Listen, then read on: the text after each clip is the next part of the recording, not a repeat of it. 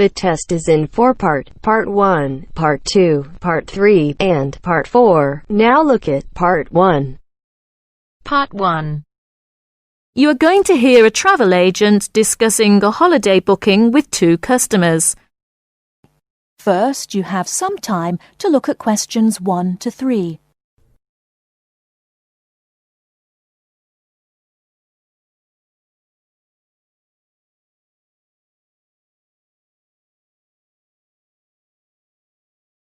Now we shall begin. You should answer the questions as you listen, because you will not hear the recording a second time. Listen carefully and answer questions 1 to 3. Good morning. Can I help you? Yes, good morning. We'd like to book a holiday for July, please. Certainly. Where did you have in mind? Oh, well, we haven't thought a lot about it, really. We'd just like to go somewhere hot, and it must be in July. I see. Well, let's get the dates cleared up first, then we can see about availability. What part of July were you thinking of? Oh, well, you see, we have slightly different holidays. I've got the whole month except for the last 5 days, so I could go from the 1st to the 26th. But my friend here doesn't start until the 7th, so I suppose it will have to be the middle 2 weeks, really. Yes, but I've got to be back before the 23rd. Okay. Now, let's find a destination. Any preferences? France? Italy? Oh, not France. We went there last year, and it was absolutely packed with teenagers, making noise and getting drunk all the time. Yes, it was terrible. We definitely want somewhere quieter this year. Well, of course, it depends more on the resort rather than the country. There are resorts in every country which cater for the family or the slightly older person.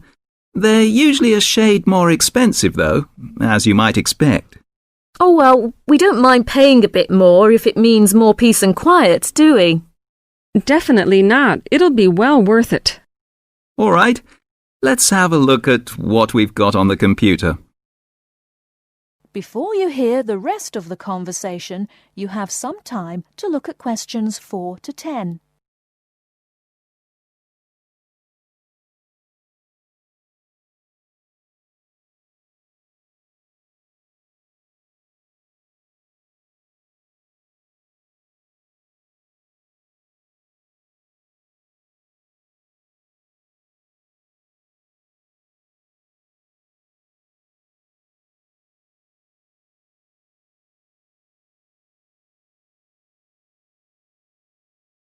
Now listen and answer questions 4 to 10.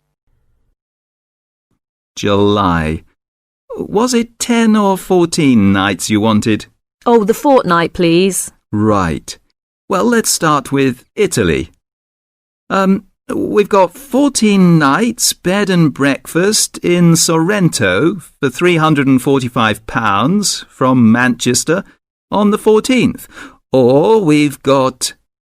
No, wait a minute. That's no good for me.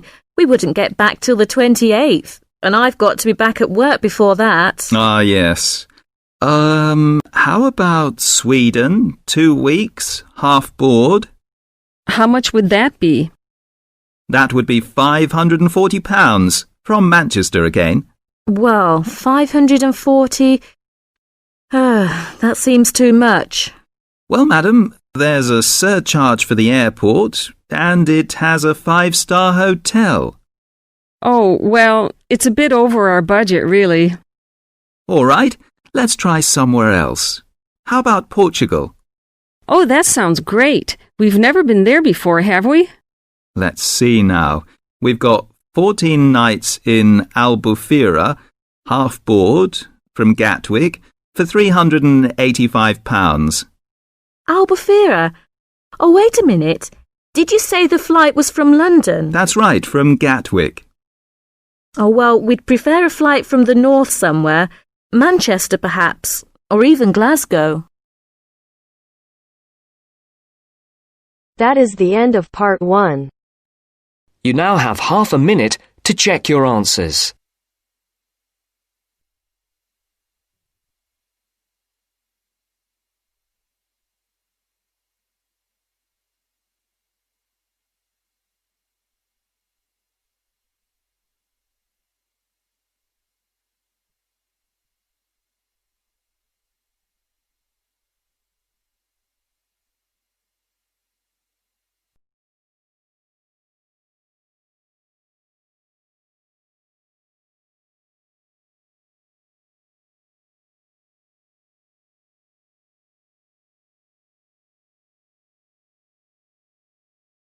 Now turns to Part 2. Part 2. Mr. Jackson, who feels that he is physically unfit, is consulting with his doctor about his health condition. First, look at questions 11 to 14.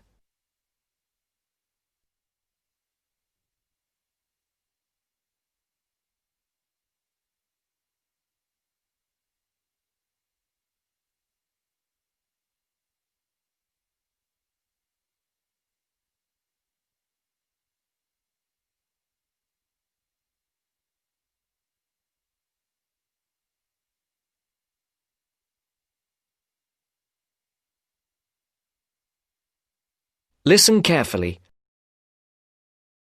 Well, Mr. Jackson, the first and important thing I have to tell you is that there is really nothing seriously wrong with you. Physically, that is. My very thorough re-examination and the analyst's report show that basically you are very fit. Yes, very fit. So, why is it, Doctor, that I'm always so nervy, tense, ready to jump on anybody? My wife, children, colleagues. I think your condition has a lot to do with, shall we call it, way of life, habits? Way of life? Habits? Yes. Now tell me, Mr. Jackson, you smoke, don't you? Yes, I'm afraid I do, Doctor. And rather heavily, I imagine. Well, yes.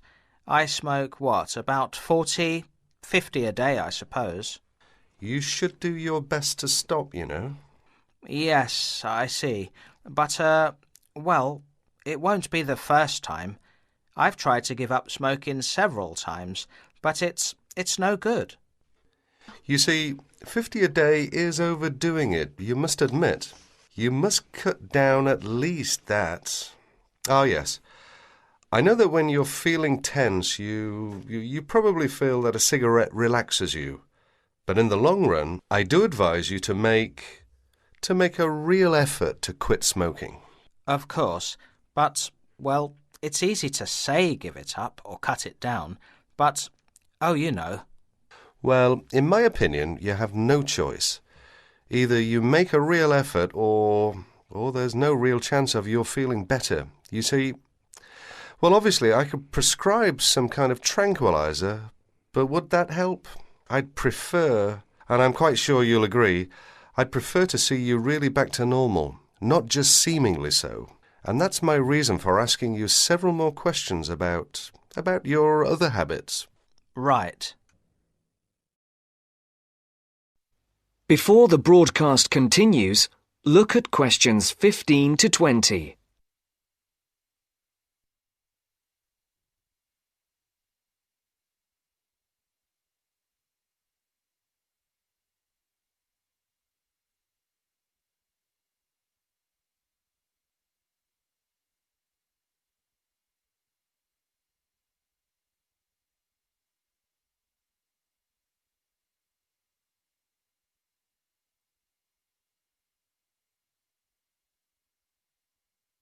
You will now listen to the second part of the talk.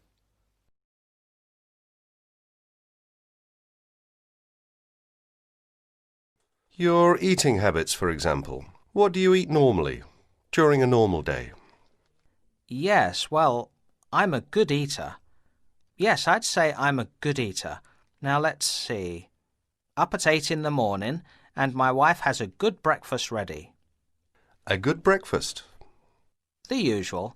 A cereal followed by bacon and eggs with fried bread and perhaps a tomato or two. Then toast and marmalade, all washed down with a couple of cups of tea. Yes, I really enjoy my breakfast. Yes. I can see you do, but I'd advise you to eat rather less. We'll come to that later. Go on. Then lunch. No, first brunch.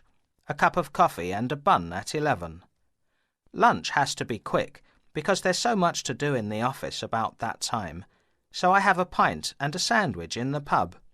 All very hurried. Try to be in less of a hurry.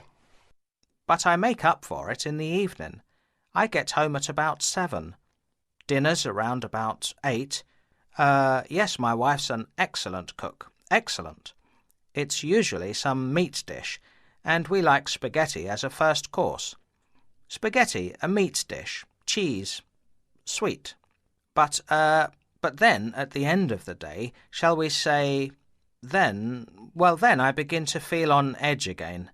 Most evenings after dinner we read or watch TV, but I get this terrible feeling of tension.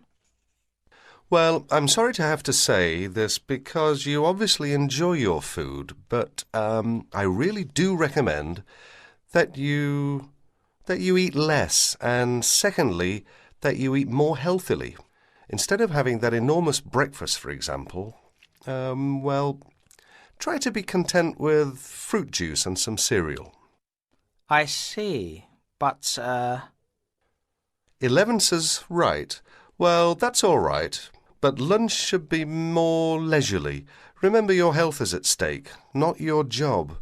As for dinner, I'd advise you to eat a soup, perhaps, with a salad. A salad followed by some fruit. But my wife's cooking Is superb, granted. And she probably enjoys preparing delicious meals for you. If you like, I'll have a word with your wife. No, that won't be necessary. Thanks just the same, Doctor, but no. That is the end of part 2. You now have half a minute to check your answers.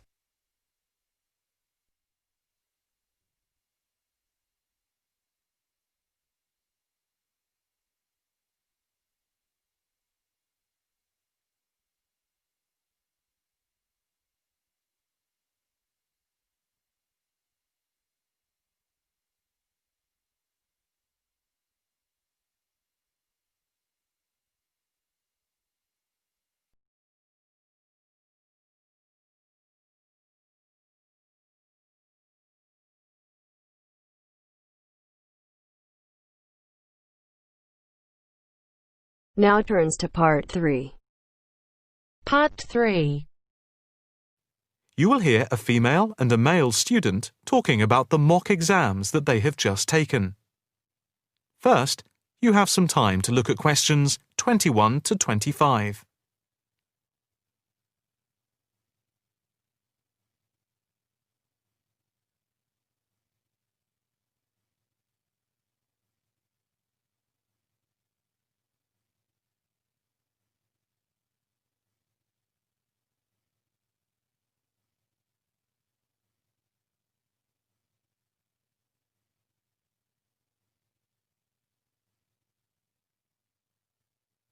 Now listen carefully and answer questions 21 to 25. So, what did you think of the practice exams last week? You mean the mock exams? Yeah. I thought some of them were tough. They were certainly hard and generally they were very long. Yeah, they were spread over a whole week, which made it impossible to relax. Exactly. But what did you think of each test? Of the 7 exams we did, the least enjoyable for me were the 2 3-hour essay papers. Why didn't you like the essay papers? I'm not particularly good at writing things down like that in a short space of time. And I don't think it's a good way of testing our theoretical knowledge of medicine. I'm the opposite, I'm afraid. I'm much better in the written essay exams than the other types of tests. But what about the 2 multiple-choice exam papers in basic science and anatomy? They weren't too bad. If you didn't know the answer, all you had to do was guess. That's okay, but I never feel comfortable with guessing. And you know that there is research that shows that women are disadvantaged when doing multiple-choice questions compared to men. You've mentioned this before, but I'm not sure I believe it. It's true. Multiple-choice questions benefit men more than women. They are a male construct. If you say so. It's not if I say so. Anyway, you have to be careful with multiple-choice questions because of the negative marking. That can really bring the score down if you keep guessing and get all of the guesses wrong. It's double negative. Yeah, that is a danger. What about the role play? Did you like that? Yeah, with the actors and actresses as simulated patients. Yeah, I thought that was by far the best part of the exam. Why was that? What I liked about it was during the 24 test stations, we had a chance to show what we know about communicating with patients and show our practical medical knowledge, etc. Yes, I think I agree with you there. I enjoyed all of the stations, but I can tell you I was tired at the end. I have done a practice exam with 12 test stations, but not 24. It was exhausting, but also exhilarating. I agree completely. It lasted nearly 4 hours in total with the break. Before you hear the rest of the conversation, you have some time to look at questions 26 to 30.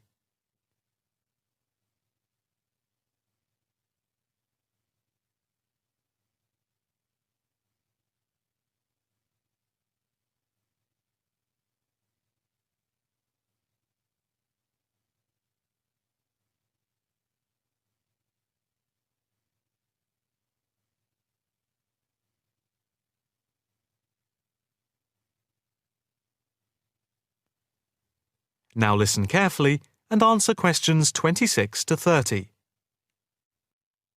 What did you think of the other two exams? The two problem-solving tests? I didn't think I was going to handle them very well, but in the end, I think they went better than I thought they would.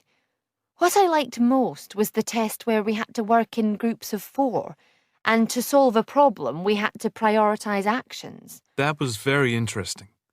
I'm not sure that I did very well in that, though. Did you feel comfortable being in a group of 4 and having 4 examiners watching you as you discussed the problem? We did practice it several times before. You learn to forget that someone is watching you. But some people are better at speaking in group situations like that, and they get the best marks. The test doesn't just assess whether people can talk a lot. It's about showing you can listen, organise your thoughts, and then show you can be part of a team, allowing other people to speak. Well, we'll have to see how it goes. When do the results of the mocks come out? They said next week, and then it's the finals 2 weeks later. Yeah, we've got that to look forward to. What is the policy on resits?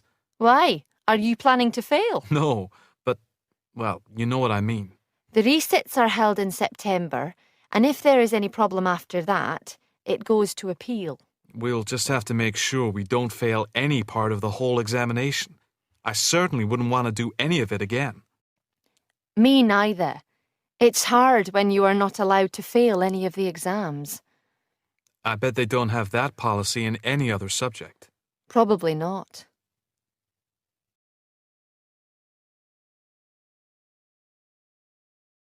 That is the end of part 3.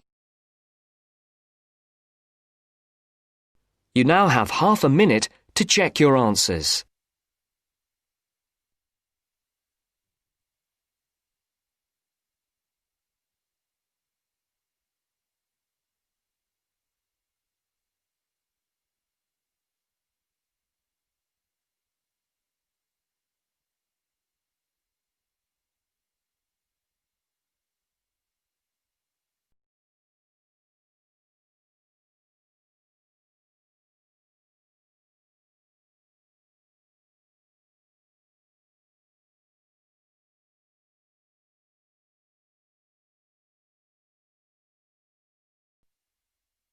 Now turns to part 4. Part 4. You are going to hear a talk about the English policeman. As you listen, complete the notes below. First, you have some time to look at questions 31 to 40.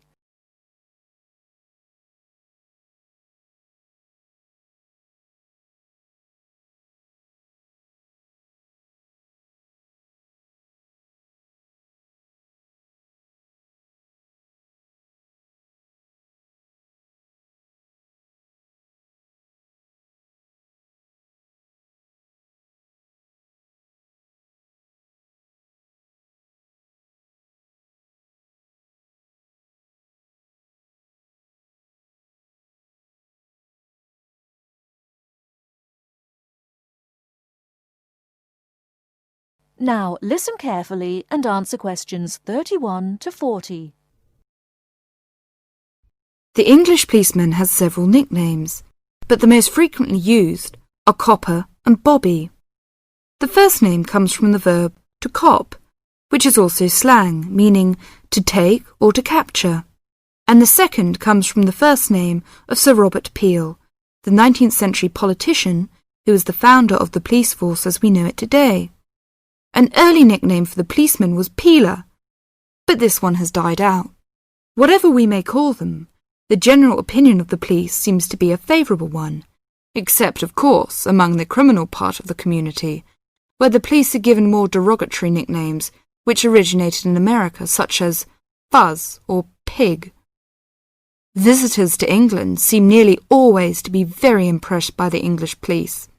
It has, in fact, become a standing joke that the visitor to Britain, when asked for his views of the country, will always say, at some point or other, "I think your policemen are wonderful." Well, the British Bobby may not always be wonderful, but he is usually a very friendly and helpful sort of character. A music hall song of some years ago was called, "If you want to know the time, ask a policeman." Nowadays, most people own watches, but they still seem to find plenty of other questions to ask the policeman. In London, the policemen spend so much of their time directing visitors about the city that one wonders how they ever find time to do anything else. Two things are immediately noticeable to the stranger when he sees an English policeman for the first time. The first is that he does not carry a pistol, and the second is that he wears a very distinctive type of headgear, the policeman's helmet. His helmet, together with his height, enables an English policeman to be seen from a considerable distance, a fact that is not without its usefulness. From time to time it is suggested that the policeman should be given a pistol, and that his helmet should be taken from him. But both these suggestions are resisted by the majority of the public and the police themselves. However, the police have not resisted all changes. Radios, police cars, and even helicopters give them greater mobility now. The policeman's lot is not an enviable one, even in a country which prides itself on being reasonably law-abiding. But, on the whole, the English policeman fulfills his often thankless task with courtesy and good humour, and with an understanding of the fundamental fact that the police are the country's servants, and not its masters. That is the end of part 4. You now have half a minute to check your answers.